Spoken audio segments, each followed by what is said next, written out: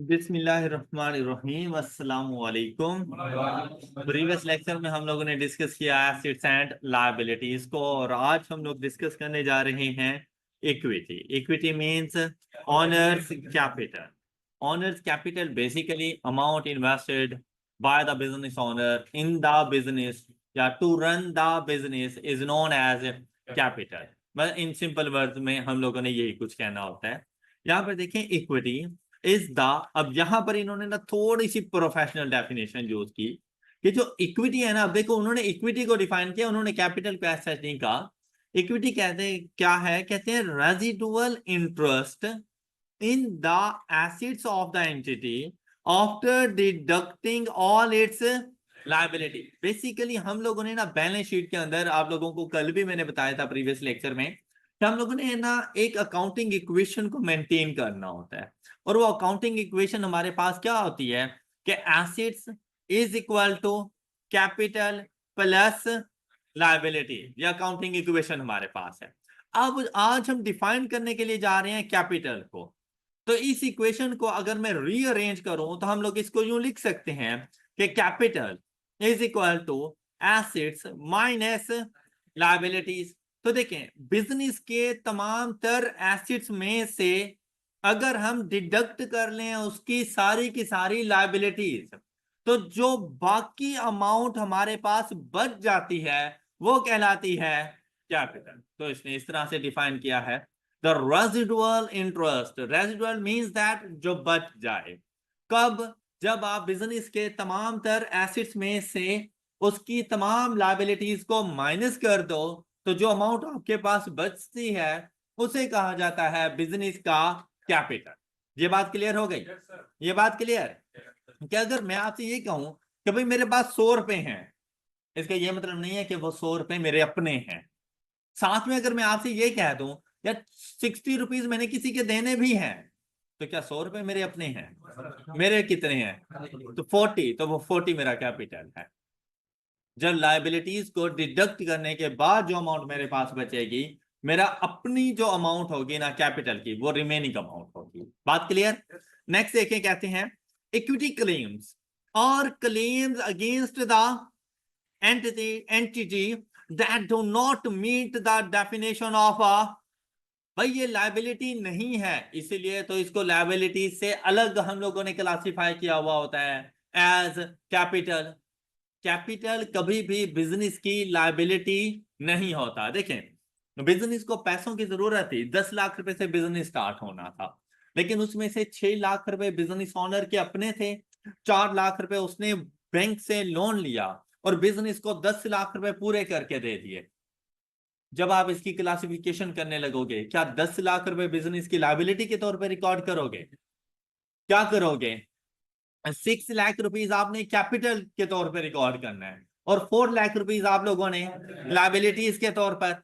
अब 4 लाख का तो कंफर्म है कि भाई बिजनेस ने ये 4 लाख रुपए वापसी देने हैं बैंक को, लेकिन क्या बिजनेस ने 6 लाख रुपए भी वापस करने हैं? तो ये बिजनेस की लाइबिलिटी नहीं है, इसीलिए इसको अलग से रखा जाता है। ऑलराइट, मतलब बिजनेस के ऊपर ये कोई मैंडेटरी नहीं है कि बिजनेस ओनर ने जितनी इन्वेस्टमेंट की है सारी उसे वापस करो, ये जरूरी नहीं है। Got it? क्लियर?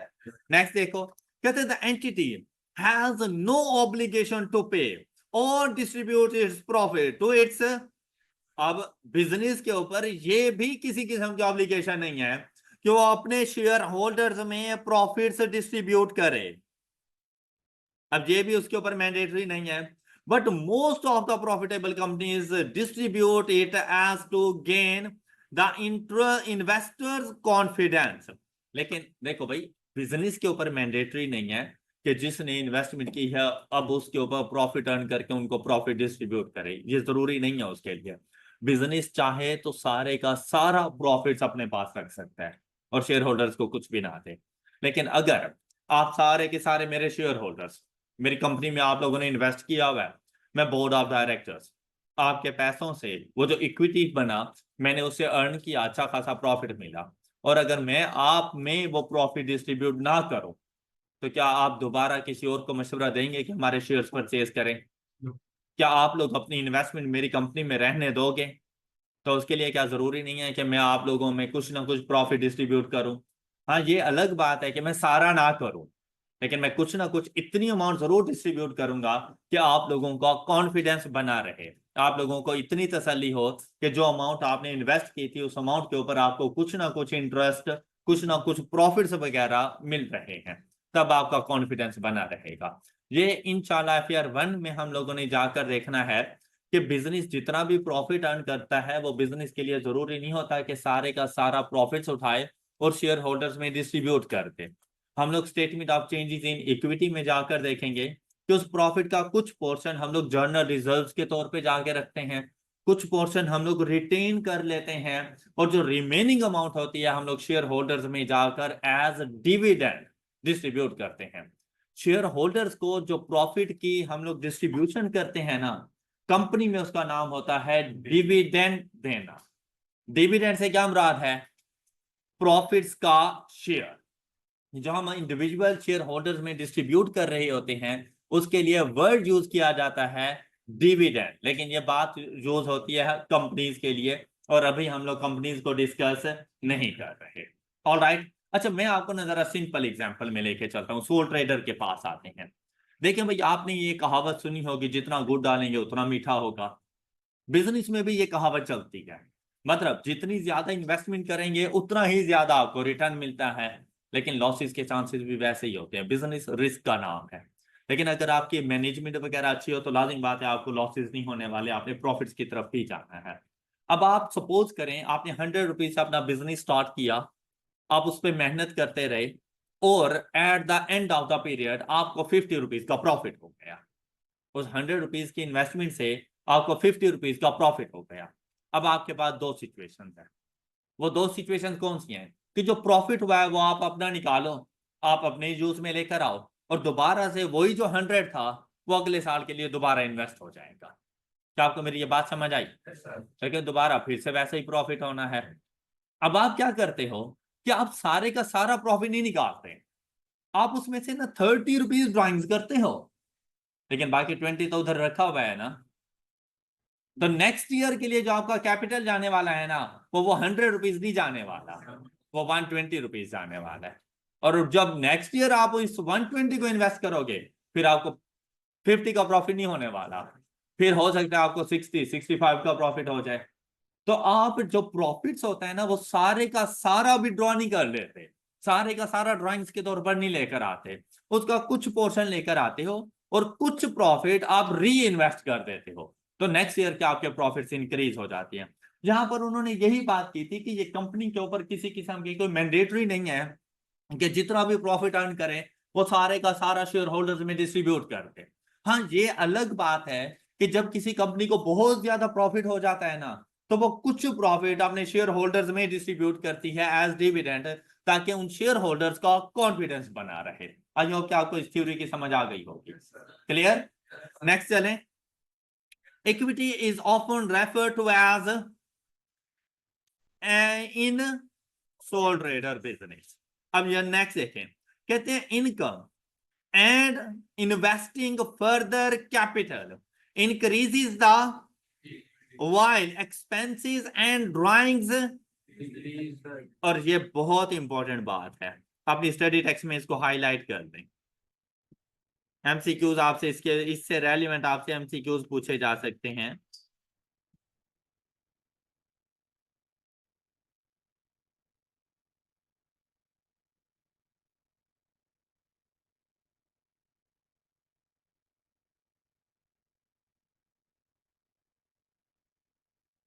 अच्छा, अब यहां पर इनके कहने का मतलब क्या है कि इक्विटी में कब हमारे पास इंक्रीज आता है और कब इक्विटी में डिक्रीज आएगा। इक्विटी में डिक्रीज कब कब आ सकता है?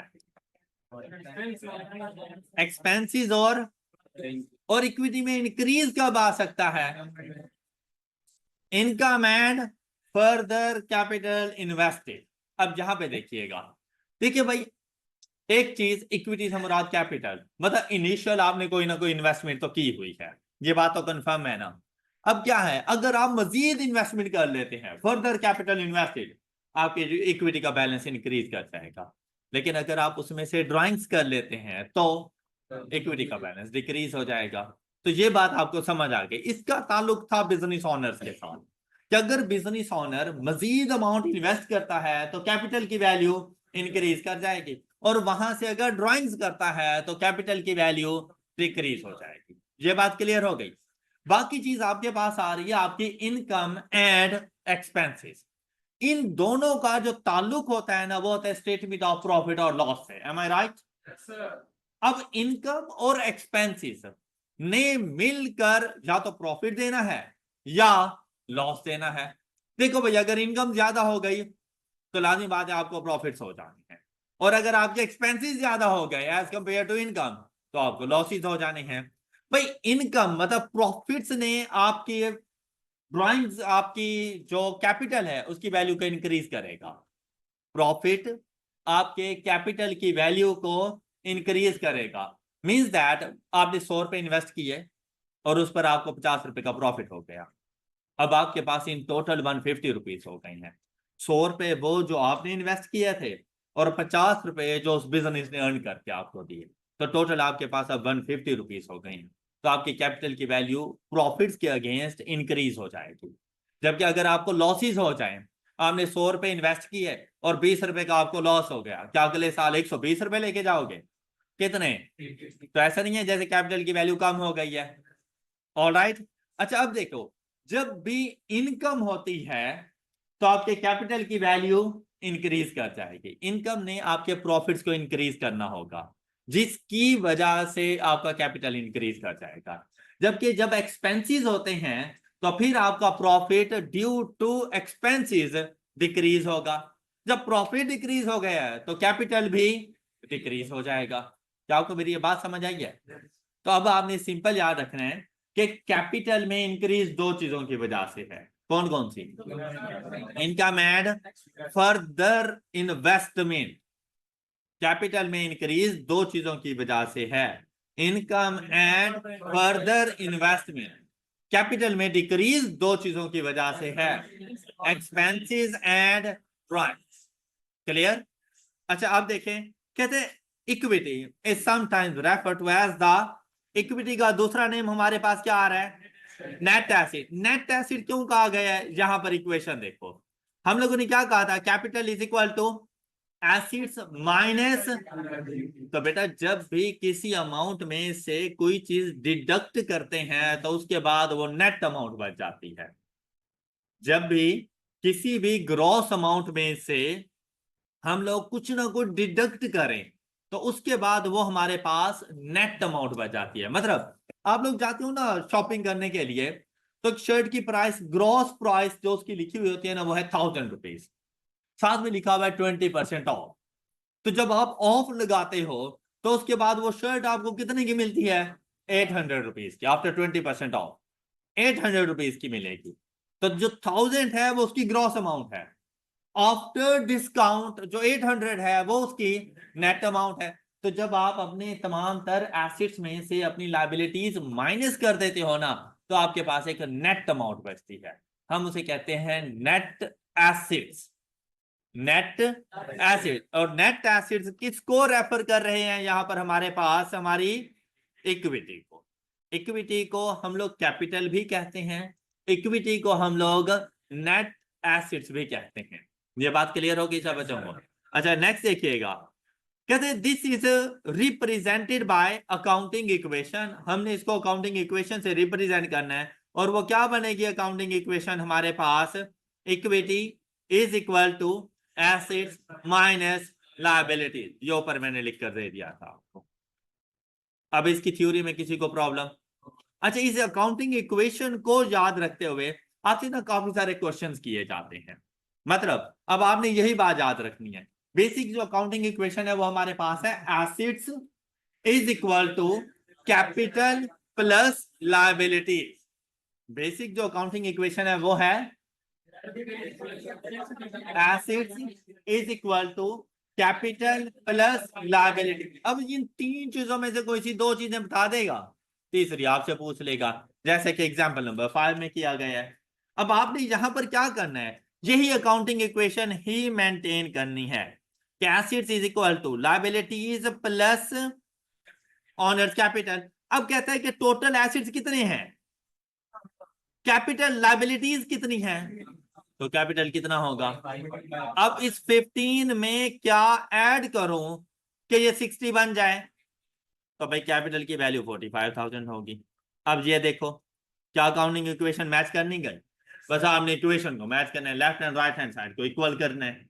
अब यहाँ नेक्स्ट पे देखें तो कहते हैं 80,000 के मेरे टोटल एसिड्स हैं, उसमें से मेरा जो कैपिटल है 56 का है, तो लायबिलिटीज कितने की होंगी, तो यहाँ पर भी 24,000 आएगा। आई होप कि आप ये क्वेश्चन सॉल्व कर लेंगे, जल्दी से जरा कंप्लीट कर लो इसको।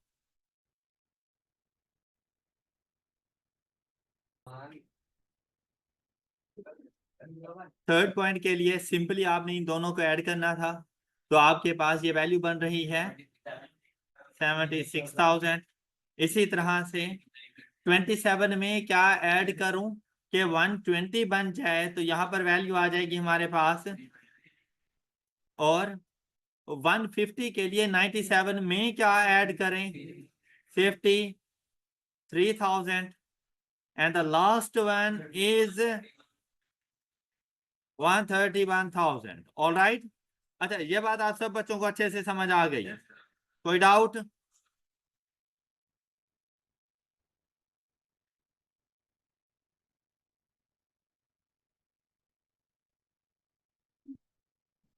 जी, the next one is income and expenses.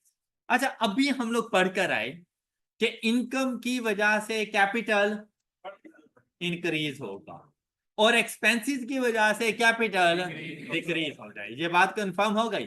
मतलब भाई देखें, अगर आपसे कहा जाए ना कि भाई कैपिटल में इंक्रीज है, तो कैपिटल में इंक्रीज दो वजह से होता है, income and further capital investment.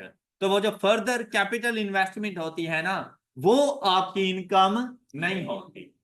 ये बात समझ आई आप लोगों को, ये बात समझ आ गई। अब अच्छा, इसी तरह से जो कैपिटल में डिक्रीज होता है वो दो तरह से है, कौन कौन से, ड्राइंग्स और, तो भाई ड्राइंग्स को अपना एक्सपेंस कंसीडर नहीं करना, इसी तरह फर्दर कैपिटल इन्वेस्टेड को भी अपनी इनकम कंसीडर नहीं करना। ये बात क्लियर हो गई। अच्छा, अब इनकम की तरफ चलते हैं। जब भी इनकम होगी तो आपके एसेट्स में इंक्रीज आएगा, जब भी इनकम होगी आपके एसेट्स में इंक्रीज आएगा, या अब देखिए एंड नहीं है, या फिर आपकी लायबिलिटीज में डिक्रीज आए, आपके एसेट्स में इंक्रीज या आपकी लायबिलिटीज में डिक्रीज, इन दोनों में से कुछ भी हो जाए, इसका रिजल्ट क्या होगा कि इन आपकी इक्विटी के बैलेंस में इंक्रीज होगा। ड्यू टू इनकम आपके एसेट्स में इंक्रीज या आपकी लायबिलिटीज में डिक्रीज। अब एसेट्स में इंक्रीज हो या लायबिलिटीज में डिक्रीज हो, दोनों सिचुएशन में आपकी इक्विटी का बैलेंस इंक्रीज। सपोज हम यहां पे चलते हैं कि capital is equal to assets minus liabilities, और हम लोगों ने ये कहा मेरे पास टोटल एसेट्स हैं 25,000 के, लायबिलिटीज है मेरे पास 5,000 की, तो मेरे पास कैपिटल की वैल्यू क्या बन जाएगी, किसी को डाउट। अच्छा, मैंने इनकम की, मैंने गुड्स सेल की, तो मेरे पास मेरे एसेट में इंक्रीज होगा, लाजिम बात है मेरे पास कैश आएगा। सपोज कि मैंने 2,000 रुपए की चीजें सेल कर दी, पहले मेरे एसेट कितने के थे 25, अब कितने वो टोटल पैसे बन जाएंगे 27,000। अब ये 27,000 है, क्या मेरी लायबिलिटी में कोई फर्क पड़ा, नहीं, लायबिलिटी एज इट इज रहेगी। लेकिन जब इसको ठीक करने के लिए जाऊंगा तो कैपिटल की वैल्यू क्या हो चुकी है, अब देखिए एसिड्स के इंक्रीज करने से कैपिटल का बैलेंस इंक्रीज कर, यही बात हम यहां पे कह रहे थे। क्या आपको ये बात समझ आ गई है, कोई ऐसा बचा जिसे ये बात समझ ना आई हो, ऑल क्लियर। अच्छा, क्या मुझे बता सकते हैं कि इनकम की वजह से इंक्रीज इन एसिड्स कैसे हो रहा है, ड्यू टू इनकम, उसने कहा इंक्रीज इन एसेट्स। कैसे? कोई एक्सप्लेन कर, कोई हैंड रेज करो कि सर मैं इसको अच्छे से एक्सप्लेन कर सकता हूं। आप बैठ जाओ यार, कर सकते हो, बताओ। इनकम बढ़ेगी ना सर, तो अगले साल हमारे पास इन्वेस्टमेंट ज्यादा होगी। मुझे कैपिटल में इंक्रीज करना बताओ, मुझे बताओ एसिड्स में इंक्रीज कैसे हो रहा है ड्यू टू इनकम। मुझे ये बात सुननी है कि मैंने कहा है ना जब भी इनकम होगी एसिड में इंक्रीज होगा, एसिड में इंक्रीज कैसे हो रहा है? एक मिनट, एक मिनट, बस अब मौका दो खुद को। इनकम आएगी तो जो है ना हमारे पास कैश या बैंक जो है ना वो बढ़ेगी, वो बढ़ जाएगा, ऐसे बढ़ जाएगी। ऐसा ही है ना? अच्छा, एग्री करते हो इस भाई की बात से? तो क्या मैंने उसको कुछ नहीं दिया होगा? नहीं, लायबिलिटी नहीं, लायबिलिटी की तो अभी बात ही नहीं कर रहे हैं ना हम, अभी हम बात कर रहे हैं एसिड्स की। तो क्या मैंने अपने स्टॉक में से उसको गुड्स उठा कर नहीं दी होंगी? तो स्टॉक मेरा कहां पे रखा हुआ होगा? स्टॉक भी तो मेरे एसिड्स में ही रखा हुआ था ना भाई। इस 25,000 रुपए में क्या मेरा स्टॉक शामिल नहीं था? अब सपोज अगर मैंने उसको 5,000 रुपए की चीजें बेची हैं, उसने मुझे 5,000 रुपए दिया, ठीक है कि मेरा कैश का बैलेंस 5,000 से इंक्रीज कर गया, क्या मेरा स्टॉक डिक्रीज नहीं किया होगा? तो फिर एसिड में इंक्रीज कैसे आ गया?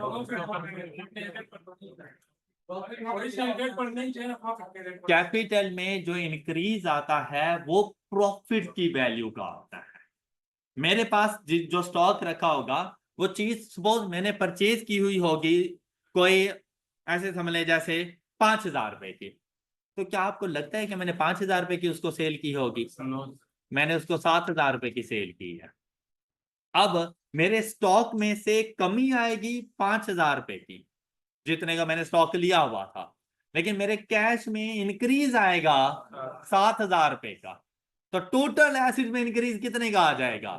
2,000 रुपए का, वो आपको शो होता है। और वो जो प्रॉफिट मैंने अर्न किया है ना, कैपिटल में इंक्रीज सिर्फ प्रॉफिट की वजह से हो। टोटल जो मैंने सेल्स की है ना 7,000 रुपए की, उतने से कैपिटल ने इंक्रीज नहीं होना। कैपिटल ने इंक्रीज कितनी अमाउंट से होना है? जितना प्रॉफिट। क्या आपको ये बात समझ आ गई? सबको क्लियर? अच्छा, क्या आप बता सकते हैं जो हमने कहा डिक्रीज इन लायबिलिटी तो इनकम होगी, कैसी कोई सिचुएशन क्रिएट करो कि ये कैसे पॉसिबल हो सकता है?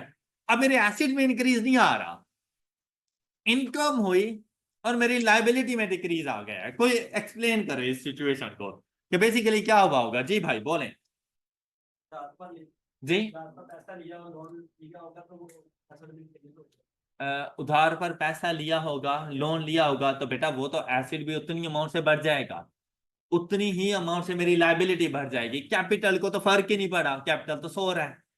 कहता है एसिड लायबिलिटीज तुम आपस में जान लो, लेकिन उसने कहा है कि डिक्रीज इन लायबिलिटी होगा, लेकिन उसके रिजल्ट पर आपकी इक्विटी ने इंक्रीज करना है। ये तो ऐसे इक्विटी को तो खबर ही ना हुई, ये कोई नहीं है ट्रांजैक्शन। जी साथ वाले भाई। पर जब इनकम होगी उसमें हमारा प्रॉफिट भी होगा, और जो लायबिलिटी हमारा जो लोन है हमने जो पे करना, और प्रॉफिट में से हम लोन पे कर देंगे और लायबिलिटी नहीं हो जाएगी। कहना क्या चाहते हो? नहीं, ये कोई बात नहीं। जी कोई और? जी नहीं, देखे पहले मैंने कह दिया इनकम में फर्दर इन्वेस्टमेंट नहीं लेकर आनी, वो एक अलग चीज है, उसका इनकम से कोई ताल्लुक नहीं है।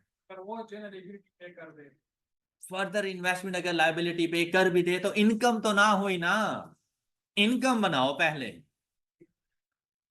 हाँ सेल करेगा तो इनकम होगी ना, लेकिन लायबिलिटी में डिक्रीज कैसे आएगा? प्रॉफिट एक अलग चीज है यार, वो कैपिटल ने इंक्रीज होना है, वो प्रॉफिट की जो अमाउंट होगी उसी से होना है। मैं कहता हूं मुझे कोई ऐसी सिचुएशन बताओ, ऐसी बिजनेस ट्रांजैक्शन बताओ जिसमें मेरी इनकम हो रही हो लेकिन साथ में मेरे एसेट्स में इंक्रीज ना आए, लायबिलिटी मेरी डिक्रीज हो। जी नहीं यार, परचेज रिटर्न का हमारी इनकम से क्या था? वो इनकम होती है, वो तो मेरे एक्सपेंसेस को कम करेंगी।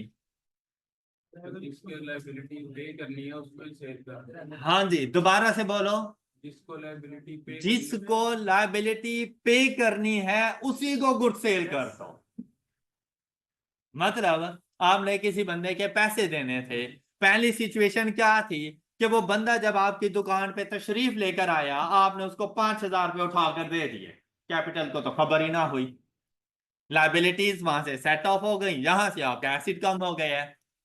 ये बात समझ आई? लेकिन अब आपने ऐसा नहीं किया। अब आपने क्या किया, जब वो बंदा आपके पास आया ना 5,000 रुपये लेने के लिए, आपने कहा कि यार 5,000 तो मेरे पास है नहीं, तुम ऐसा करो घर का सामान मेरी दुकान से ले जाओ। अब वो 5,000 रुपये का आपकी दुकान से सामान लेकर चला गया, क्या उसे प्रॉफिट नहीं अर्न करोगे? वो जो 5,000 रुपये की चीज है उसको सेल कर रहे हो, क्या वो आपको भी 5,000 रुपये की पड़ी है? नहीं, बिल्कुल भी नहीं। अब अगर कोई और आता तो आप उससे पैसे लेते, लेकिन इसको जब गुड्स दे रहे हो तो इसके अगेंस्ट क्या हो रहा है? लायबिलिटी कम हो रही है। लेकिन क्या इसे प्रॉफिट नहीं अर्न किया होगा? वो उस प्रॉफिट से आपका कैपिटल इंक्रीज कर जाएगा। शाबाश बच्चे, गुड। पहली मर्तबा कोई अच्छी बात कर दी है यार, हैं? ओह माय गॉड, अच्छा है। हेलो। शमो आ गई। चले, अब सुने, इंक्रीज इन एसिड का पता चल गया। ये होती है नॉर्मल ट्रांजैक्शन। क्या आपका कस्टमर आया, आपने उसको गुड्स हैंडओवर की और उससे पैसे ले लिए, तो आपके एसिड में इंक्रीज आ जाएगा, क्योंकि गुड्स थी सपोज आपकी कम अमाउंट की, और जो उससे पैसे लेते हो ना वो ज्यादा अमाउंट के लेते हो, तो इस वजह से आपके एसिड्स में इंक्रीज आ जाता है। जब एसिड्स इंक्रीज हो गया, साथ में कैपिटल इंक्रीज कर जाएगा। दूसरी सिचुएशन क्या होती है कि आपने पैसे नहीं लिए, आपने जो उसके पैसे देने थे ना, आपने उसे कहा कि भाई हमारा वो हिसाब क्लियर हो गया, तो आपकी लायबिलिटी खत्म हो जाती है। तब भी आप उससे प्रॉफिट जरूर अर्न करते हो, तो उस प्रॉफिट की वैल्यू से आपकी इक्विटी में इंक्रीज आ जाएगा। साथ में वो आपसे ये कहता है कि भाई ये जो इंक्रीज इन इक्विटी है ना, ये other than contribution from owners, और वो जो फर्दर कैपिटल इंट्रोड्यूस किया जाता था, more capital invested in the business, कहता है उसकी वजह से भी कैपिटल में इंक्रीज है, लेकिन आपने उसको इनकम कंसीडर नहीं किया। बात क्लियर हो गई सब बच्चों को? फिर नेक्स्ट आपको बता रहे हैं इनकम के बारे में, usually classified into revenue and other income. Revenue से मुराद आपकी सेल्स होती हैं, रेवेन्यू से मुराद आपकी सेल्स, और अदर इनकम वो हम लोगों ने पढ़ी हुई थी। ये रेवेन्यू आपका आता है ऑर्डिनरी कोर्स ऑफ बिजनेस से, जो नॉर्मल ट्रांजैक्शन आप लोग कर रहे होते हो, जो आप लोग गुड्स की सेल एंड परचेज कर रहे हो, वहां से आएगा रेवेन्यू। और जो अदर इनकम आपकी होती है वो आपके फिक्स डिपॉजिट के ऊपर जो आपको इंटरेस्ट मिलता है, उसको अदर इनकम कह सकते हो। कोई रेंटल इनकम है, मतलब आपकी नॉन कोर एक्टिविटीज से अगर आपको कोई पैसा मिलता है तो उसको अदर इनकम कहा जाता है। Revenue is the income arising in the course of ordinary activities of the entity, for example revenue from sale of goods and fee for providing services. Other income arising other than in the course of ordinary activity, for example interest received on bank deposit and gain from disposal of an issue। क्या income का part समझ आ गया सब बच्चों को? Expenses की तरफ चलें। अच्छा, अगर आपको इनकम समझ आ गया ना, एक्सपेंसेस उसका उलट होता है। अब जैसे इनकम के लिए आपने कहा था increase in assets, decrease in liability as a result of increase in capital. अब इनका उलट कर दो कि एक्सपेंसेस कब होंगे? जब भी एक्सपेंस होगा आपके एसेट में डिक्रीज आएगा, लायबिलिटी में इंक्रीज आएगा, और इसके रिजल्ट के तौर पर आपके कैपिटल का बैलेंस डिक्रीज हो जाएगा। तो ये पहली स्टेटमेंट आ गई, आपको ये बात समझ आ चुकी होगी। एम आई राइट? अच्छा, उसके बाद आपसे क्या कहता है? कहते हैं ये जो डिक्रीज इन इक्विटी आपके पास है ना, ये अदर देन डिस्ट्रीब्यूशन, मतलब ड्रॉइंग्स और डिविडेंड, भाई इनकी वजह से भी आपकी कैपिटल में डिक्रीज आएगा, लेकिन उनको आपने एक्सपेंस नहीं किया। बात क्लियर? अच्छा, जब भी एक्सपेंस हो, उसने कहा कि डिक्रीज इन एसेट्स। कैसे कैसे decrease in assets? For example, जी जी, रेंट पे किया, एक्सपेंस आ गया, लेकिन इसमें एसिड कैसे डिक्रीज होगा? कैश कम हो जाएगा। तो कैश आपका एसिड ही तो था, ऑलराइट, बैंक से पे किया तो बैंक कम हो जाएगा। अच्छा, कहते हैं इंक्रीज इन लायबिलिटी, वो कैसे? हमने लोन ले लिया तो एक्सपेंस थोड़ी ना हुआ, नहीं, एक्सपेंस तो ना हुआ ना, वो जो लोन लिया वो एसिड बना।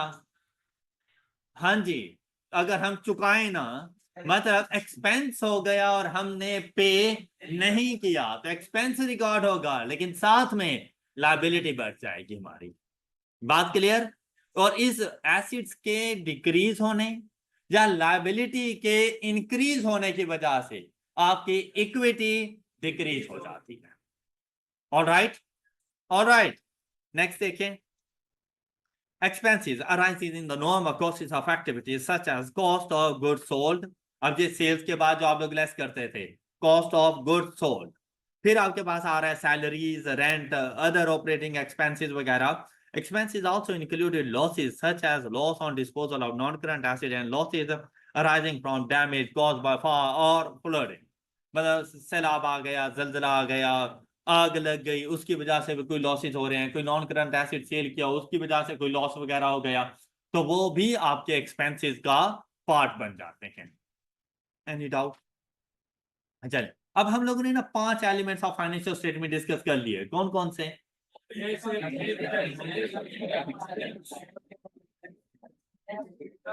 कौन कौन से?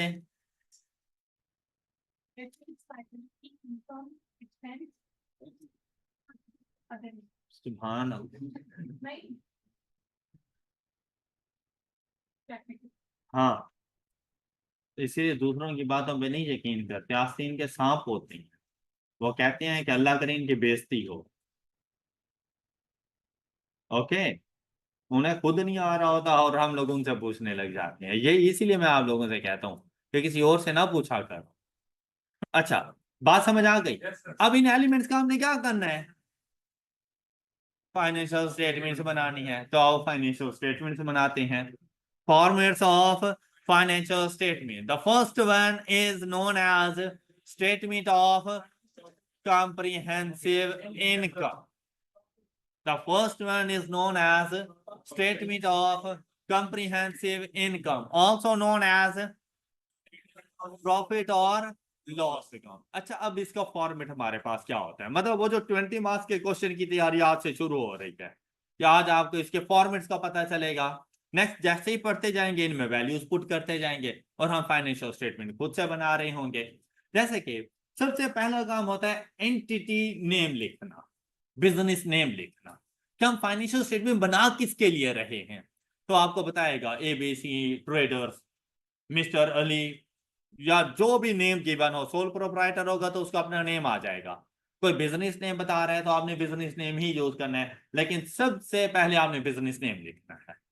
ऑल राइट, उसके बाद आपने बतानी होती है कि भाई मैं स्टेटमेंट कौन सी बना रहा हूं, उस स्टेटमेंट का नाम लिखो। तो हम कौन सी स्टेटमेंट पहले बना रहे हैं? स्टेटमेंट। अब बुक में अगर यूज किया गया स्टेटमेंट ऑफ कॉम्प्रिहेंसिव इनकम, आप वो लिखना, अदरवाइज स्टेटमेंट ऑफ प्रॉफिट और लॉस। ऑल राइट, फिर हमने बताना होता है टाइम पीरियड, कि कौन से टाइम पीरियड को कवर कर रहे हैं हम, इसके अंदर कौन से टाइम पीरियड के बारे में हम बता रहे हैं। तो हम कहेंगे यहां पर फॉर द ईयर एंडेड, और वो आपका ईयर एंड जो भी हो, सपोज 31 दिसंबर 2001 2 3 4 जो भी हो, आपने वो जाके लिख देना है। ये जो स्टेटमेंट ऑफ कॉम्प्रिहेंसिव इनकम बनाई जाती है ना, ये पूरे साल की बिजनेस की एक्टिविटीज की एक परफॉर्मेंस होती है, इन एक्टिविटीज की वजह से कितना प्रॉफिट या लॉस हुआ। तो इसीलिए इसके साथ वर्ड यूज करना है फॉर द ईयर एंडेड, और आगे जो भी अकाउंटिंग ईयर एंड हो आप लोगों का, वो क्वेश्चन में आपको बता दिया जाएगा। बिजनेस टू बिजनेस ये चीजें वेरी कर जाती हैं, तो आपने वो डेट और ईयर साथ में लिख देना है। कोशिश करें ये जो लिखा हुआ है ना फॉर द ईयर एंडेड, ये थर्ड लाइन में जाना चाहिए। फर्स्ट लाइन में बिजनेस नेम, सेकेंड लाइन में स्टेटमेंट नेम, थर्ड लाइन में टाइम ड्यूरेशन, और तीनों ही सेंट्रलाइज्ड। Got it? मतलब पेज के सेंटर पे लिखे हुए हो, साइड पे लेफ्ट एंड राइट नहीं लिखने आप लोगों ने। क्लियर हो गई बात? क्लियर? अच्छा, अब जब आपने इसका स्टार्ट करना है तो सबसे पहला काम होता है कि एक्सट्रीम राइट हैंड साइड पर ना आपने अमाउंट्स के लिए कॉलम छोड़ना है, और उस अमाउंट के कॉलम में सबसे पहली चीज आपने बतानी है करेंसी और उसकी राउंडिंग ऑफ, कि हम करेंसी कौन सी डील कर रहे हैं। तो यहाँ पे रहते हुए हम लोगों ने रुपीज में काम करना है, तो हम रुपीज लिखेंगे। साथ में अगर हम लोग अमाउंट की किसी भी किस्म की कोई राउंडिंग ऑफ कर रहे हैं, जैसे इन्होंने रुपीज इन 1000, अब ये ना हमारे काम को जरा आसान कर देता है कि जहां पर 50,000 लिखना है, 80,000 लिखना है, 100,000 लिखना है, मैं वहां पे 50, 80 और 100 लिखूंगा, क्योंकि 1000 ऊपर कॉमन आ चुका है। बात क्लियर है? ये जो आपको 950 नजर आ रहा है ना, तो बेसिकली ये 950 नहीं है, ये 950,000 है, और 1000 हमने कॉमन ले लिया। और अगर आप लोग कॉमन नहीं ले रहे तो सिंपली रुपीज लिख देना ऊपर, लेकिन लिखना जरूर है। यहां तक क्लियर है? और ये आपकी ना एक्सट्रीम राइट हैंड साइड का एक कॉलम होना चाहिए। फिर आपने क्या करना है कि लेफ्ट हैंड साइड से ना डिस्क्रिप्शंस बतानी है।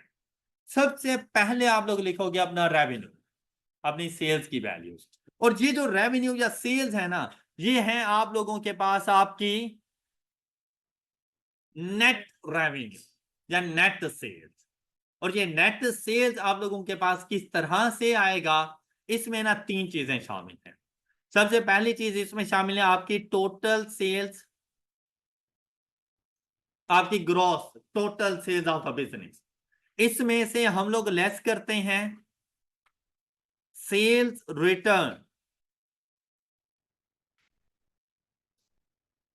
और इसमें से लेस करते हैं डिस्काउंट अलाउड।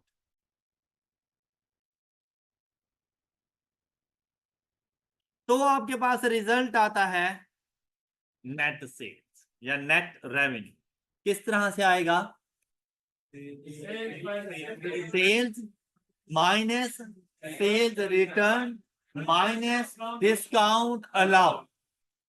ऑलराइट, तब आपके पास ये रिजल्ट आ जाएगा 950।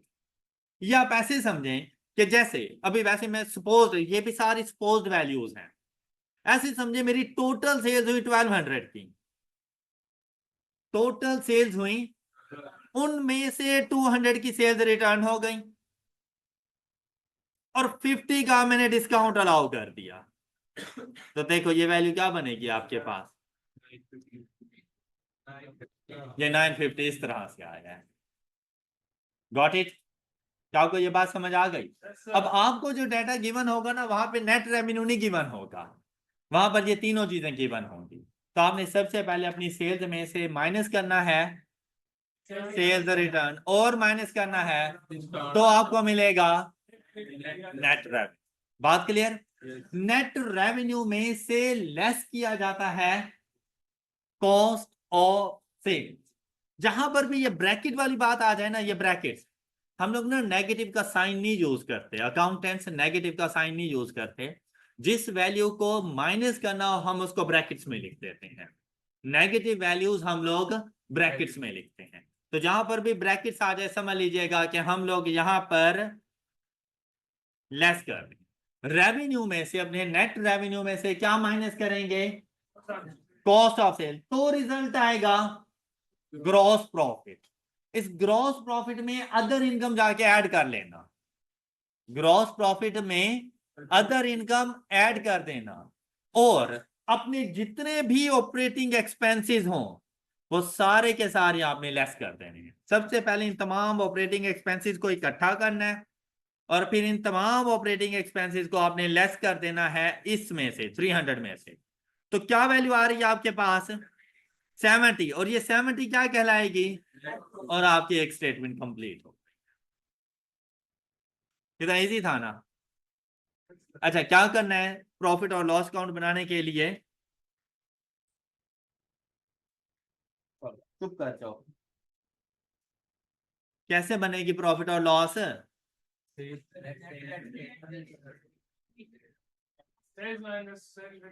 नहीं पढ़ा जा रहा तो पढ़ लो।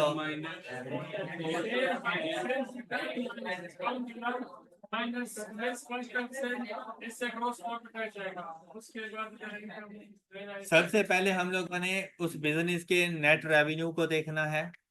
नेट रेवेन्यू में से हम लोगों ने कॉस्ट ऑफ सेल्स को लेस करना है, तो वो वैल्यू जो हमारे पास आएगी उसे कहते हैं ग्रॉस प्रॉफिट। ग्रॉस प्रॉफिट में अदर इनकम ऐड कर देनी है। ऑलराइट, जब अदर इनकम ऐड कर चुके हों तो बिजनेस के जितने भी ऑपरेटिंग एक्सपेंसेस हों वो सारे के सारे आपने उस वैल्यू में से लेस करने हैं। तो पहले इन तमाम एक्सपेंसेस को अपने पास आप लोग लिखते जाएंगे। अब ये लेस करनी होती है, इसलिए ये सारे ब्रैकेट्स में लिखे हुए हैं। लेकिन इस बॉक्स के जरिए आप ये बता रहे हैं कि ये जो 230 आया है ना, ये बेसिकली आपके टोटल ऑपरेटिंग एक्सपेंसेस है। Total operating. अब आपने इस वैल्यू में से अपने इन एक्सपेंसेस को लेस कर देना है। तो अगर पॉजिटिव वैल्यू आ जाए तो कहलाएगी नेट प्रॉफिट, और अगर नेगेटिव वैल्यू आ जाए तो कहलाएगी नेट लॉस। अब बात क्लियर हो गई सब बच्चों को? चलिए गुड। किसी को कोई डाउट? अब हम लोग दूसरी स्टेटमेंट बनाएंगे। तो दूसरी स्टेटमेंट के लिए भी बिल्कुल ऐसे ही कि सबसे पहले हम लोगों ने बिजनेस का नेम लिखना है, नेम ऑफ द एंटिटी। उसके बाद उस स्टेटमेंट का नेम। अब कौन सी स्टेटमेंट बनाने जा रही हैं? Statement of financial position.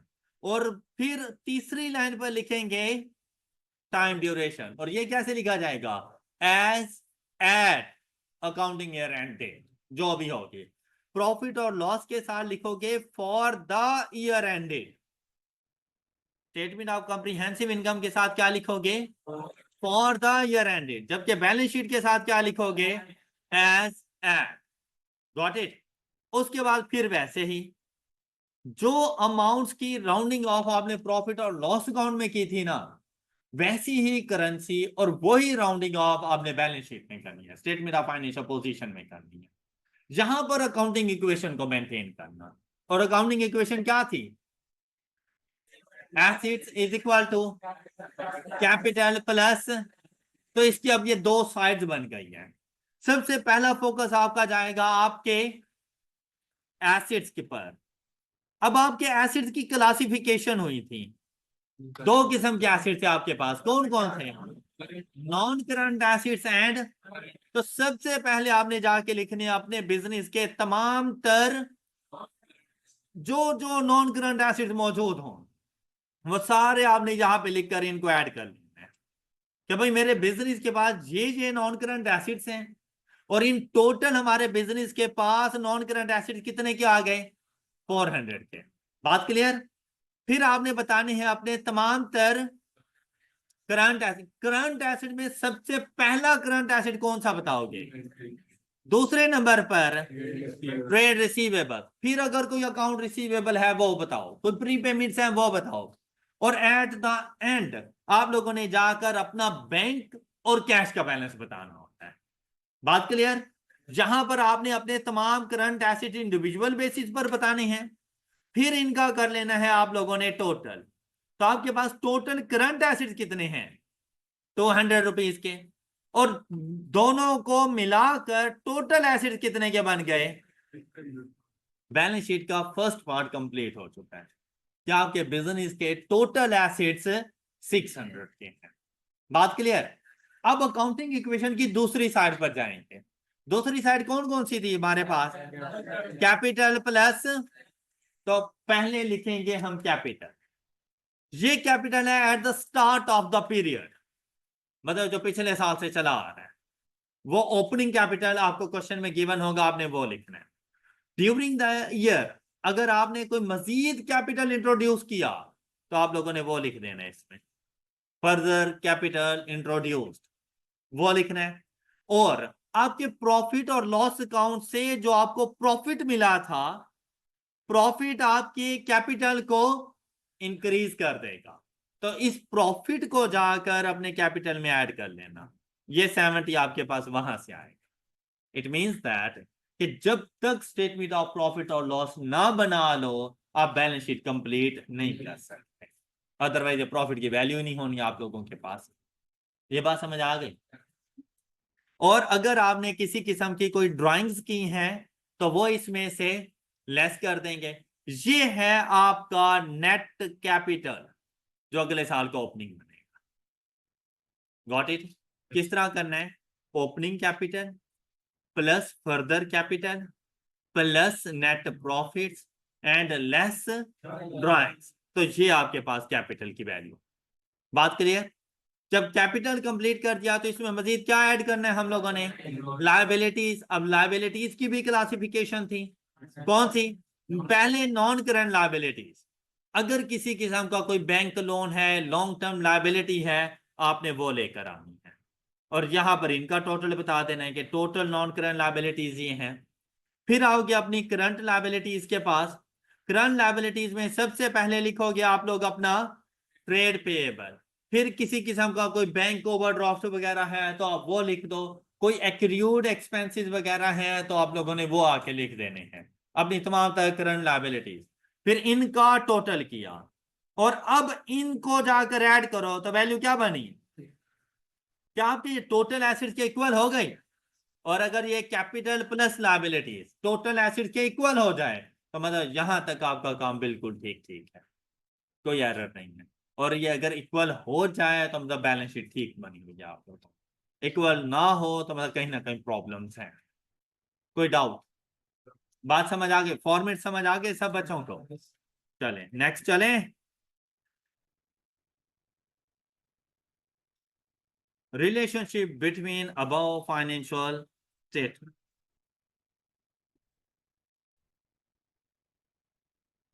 Ji, financial statement जो हम लोगों ने पढ़ी उनके दरमियान रिलेशनशिप। अब क्या जो स्टेटमेंट ऑफ फाइनेंशियल पोजीशन हम लोगों ने पढ़ी, हमें किस चीज के बारे में बताती है? Equity of a business at a. और इक्विटी का कैसे पता चलेगा? एसेट्स में से लायबिलिटीज को माइनस कर दो तो बाकी इक्विटी का बैलेंस आ जाएगा।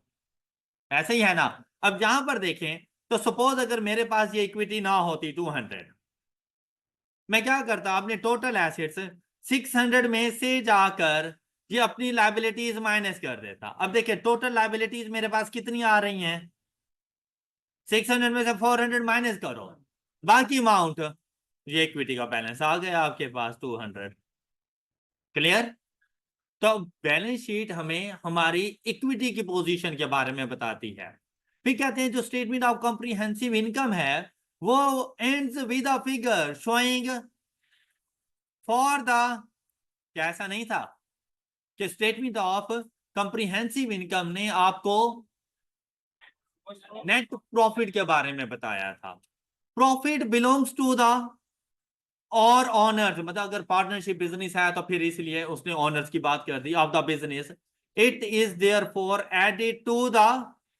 अब अगर जब आपने बैलेंस शीट बनाई तो अब यहां पर देखो प्रॉफिट को इक्विटी का पार्ट बना दिया था। आई होप कि ये रिलेशनशिप के तीनों पॉइंट्स आप सब बच्चों को क्लियर होंगे। Any question? अच्छा अच्छा बेटा, आई होप कि आप लोगों को फॉर्मेट्स ऑफ फाइनेंशियल स्टेटमेंट समझ आ गया होगा और ये जो जितनी टर्म्स वगैरह हम लोगों ने पढ़ी है ये भी सबको क्लियर होंगे। ऐसा ही है इंशाल्लाह। बाकी हम लोग नेक्स्ट लेक्चर में डिस्कस करेंगे। That's all for today. अपना ख्याल रखिए। अल्लाह हाफ़िज़।